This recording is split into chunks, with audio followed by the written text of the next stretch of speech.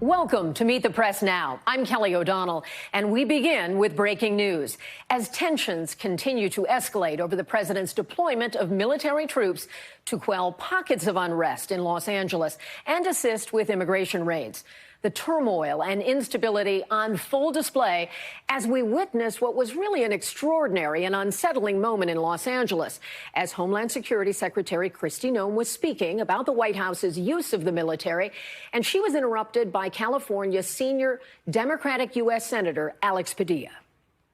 We are staying here to liberate this city from the socialist and the burdensome leadership that this governor and that this mayor have placed on this country and what they have tried to insert into this city. So I want to say thank you to every single person that has been able to do this. Also, I want to talk specifically to the rioters and to the politicians in Los Angeles. Because the fact of the matter is, a half a dozen violent criminals that you're rotating on your... I also want to talk about specifically... So that is a U.S. senator, and his team was recording the incident from inside the room as law enforcement officials restrained the senator. Sir, hands up. I'm Senator Alex Padilla. I have questions for the secretary, because the fact of the matter is, a half a dozen violent criminals that you're rotating on your... Hands up. How many of our ICE agents have been docked? On the ground. Hands behind your back. Hands behind your back. If you don't my hands, go ahead, put them behind my back. All right, cool. Other hand, lay flat, lay flat. Other hand, sir. Other hand.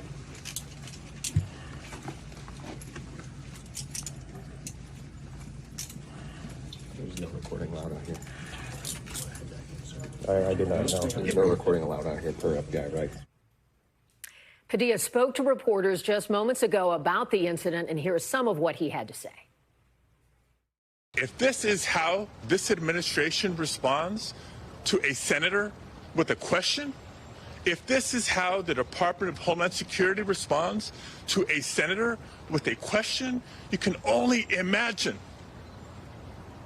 what they're doing to farm workers, to cooks, to day laborers out in the Los Angeles community and throughout California and throughout the country. We will hold this administration accountable. This incident has already drawn widespread condemnation from Democrats on Capitol Hill. Senate Minority Leader Chuck Schumer saying, "It sickened my stomach," and the Congressional Hispanic Caucus demanding an investigation and calling this an assault against a U.S. senator. The Department of Homeland Security has put out a statement calling Senator Padilla's actions disrespectful political theater and saying that Secret Service thought he was an attacker. DHS also noting that Secretary Noem met with Senator Padilla after the incident. Now, this unprecedented episode happening just hours after President Trump once again defended his use of the National Guard in Los Angeles while continuing to claim, without evidence, that the protests are paid professionals. When it comes to Los Angeles or other cities, if we see other cities are gearing up, and these people are agitators, they're paid, they're professionals, they're insurrectionists, they're troublemakers, they're all of those things, but I believe they're paid, and we're going to find out through Pam Bondi and her great staff, her great people at Justice, who they are. If we didn't go, Los Angeles right now would be on fire. It would be a disaster. We're going to be speaking with a member of the Democratic leadership, Congressman Ted Lieu, who is also a member of the California delegation, and that'll happen in just a moment. But let's begin with our team of NBC reporters. NBC News correspondent David Noreiga joins me now from Los Angeles, along with NBC News law enforcement reporter Andrew Blankstein, who's also in L.A. And also with me is NBC News Capitol Hill chief correspondent, you know who I mean, Ryan Nobles, and NBC News senior White House correspondent Gabe Gutierrez. So I've got all the guys with me now, Team NBC here. Let's break this down. David, tell us what you know about what happened during this press conference with Secretary Noem, and of course we understand that these are official events, and any disturbance is certainly, everyone's on a short leash and a short trigger here. What has the reaction been now that we've had a moment to catch our breath and see what unfolded? Well, Kelly, the moment that's really critical and is very much in dispute is the moment leading up to what we saw in that video, which is where, at the beginning of the video that we have, officers already have their hands on Senator Padilla and are forcibly removing from the room. And then we see that quite stunning video of him being forced to the ground, pinned to the ground, and handcuffed. What led to that moment is what is in dispute. Senator Padilla says that he was there and has been in L.A. exercising his official congressional oversight duties over the ICE enforcement actions that have been happening here in the LA area over the last few days.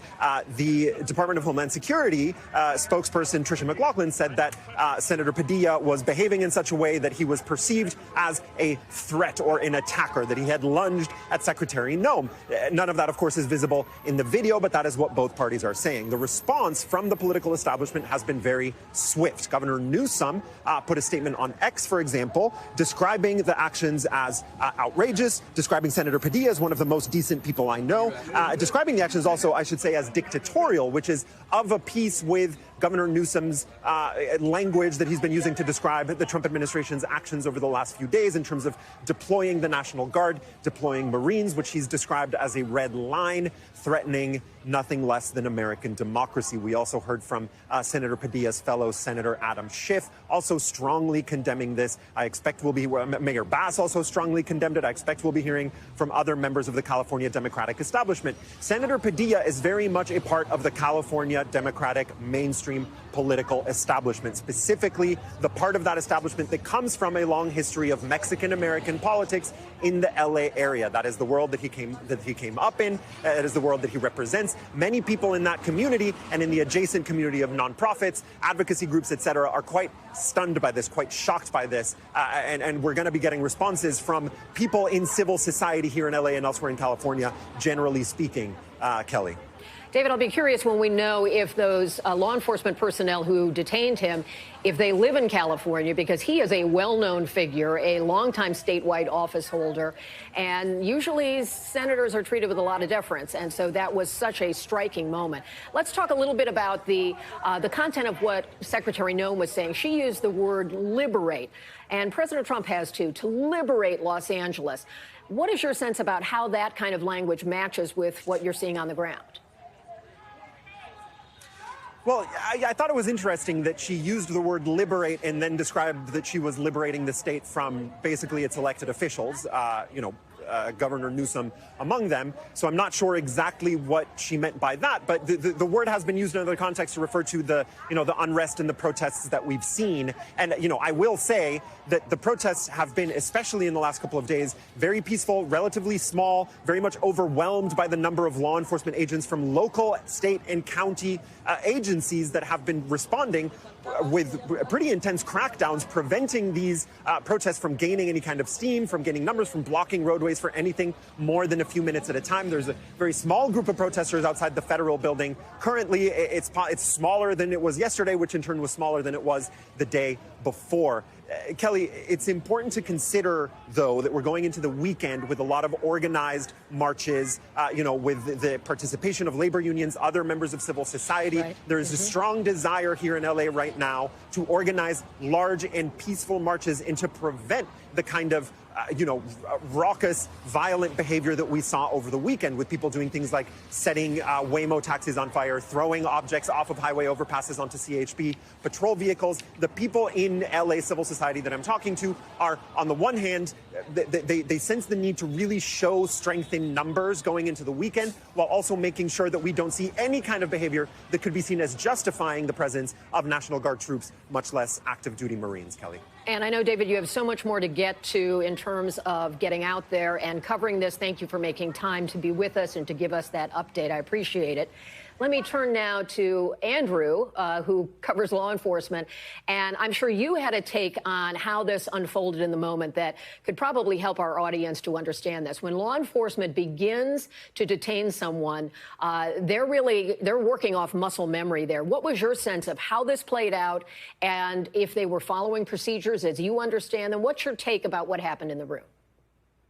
My understanding is from law enforcement sources familiar is they did not immediately recognize the senator as far as the law enforcement that was present there.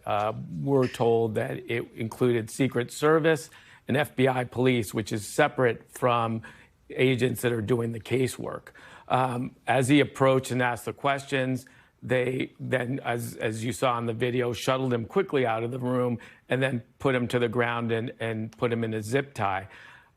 It's pretty well established that when you do that, that's a detention, however long it lasts. And there's people that I've talked to that said once you do that, you're crossing the Rubicon, and then to do it quickly and undo it is almost to be admitting a mistake. But regardless of that, clearly there's going to be a lot of questions asked. Obviously this was described as on the Homeland Security site as political theater. But if anything, what we've seen in the last week, and these protests started it hasn't even been a week, where there was a raid, a warrant service on an apparel company in downtown Los Angeles. Dozens of people kind of converged on that to protest, and that's gone then to hundreds and even thousands, and then spread across the United States. So, at the top there was the clip that you played where they described the politicians being kind of criticized here. But it's all the way around. And in the meantime, the LAPD has to continue to deal with these running protests. And it's long days for officers and long nights. And a lot of people are getting injured. Thank you, Andy. Appreciate that so much. Stay safe out there. I know you've been out on the streets quite a bit. And Ryan, let me turn to you, our chief Capitol Hill correspondent. The reaction there has been, I'm sure, quick, especially among Democrats. What are you hearing from lawmakers who I'm sure could see their own lives in that when they saw what was happening with Senator Padilla? Yeah, Kelly, it was pretty remarkable how quickly Democratic senators in particular mobilized to respond almost in real time to what they were seeing on their phones of this situation with Senator Padilla. Many of them took immediately to the floor of the Senate to take advantage of the personal privilege they have as a member of the Senate to decry what they saw, to criticize the administration for their handling of it, and rush to the defense of their comrade in Senator Alex Padilla. Listen to what some of them said moments after this video first emerged. Mr. President, I just saw something that sickened my stomach. The manhandling of a United States senator. We need immediate answers to what the hell went on. I yield the floor. I'm just disgusted by what I saw. He went to this briefing. He had questions for the secretary. He has every right to ask questions. Indeed, that is his responsibility. And to be treated the way he was, to be essentially brought to the ground and shackled after identifying himself is a disgraceful action. And there were even a few Republicans that had criticism for the way the DHS handled this. There was obviously other Republicans who either said that they hadn't seen the video or said that the Department of Homeland Security acted appropriately. So the fallout from this, Kelly, I think is safe to say, is just beginning. Democrats are calling for hearings. They want Kristi Noem, the DHS secretary, brought in front of their various committee panels to answer questions about what exactly happened here. This, I think, is just the beginning of what could be a long story as a result of what we saw play out in California. And you and I both know that when a senator travels, they have staff around them. Certainly, Secretary Noem was a member of Congress. She would recognize Senator Padilla. It is out of context, I know, but you're right. So many questions will be forthcoming. And we sometimes see lawmakers who are arrested for acts of civil disobedience, a very different kind of scenario than what we saw play out here. Ryan, keep us posted as you hear more from lawmakers. We appreciate it. Thank you.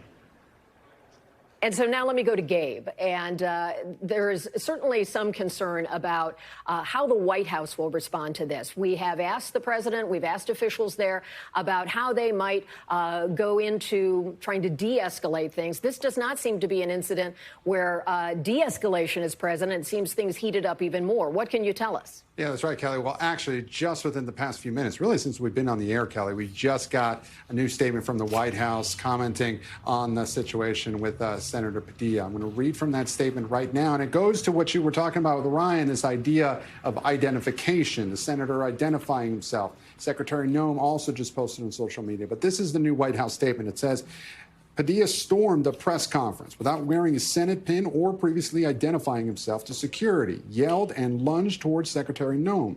Padilla didn't want answers. He wanted attention, the White House says. Padilla embarrassed himself and his constituents with this immature theater kid stunt, but it is telling that Democrats are more riled up about Padilla than they are about the violent riots and assaults on law enforcement in L.A. That is according to a White House spokesperson. So certainly the White House drawing the battle lines here, digging in on this confrontation with Senator Padilla, Kelly.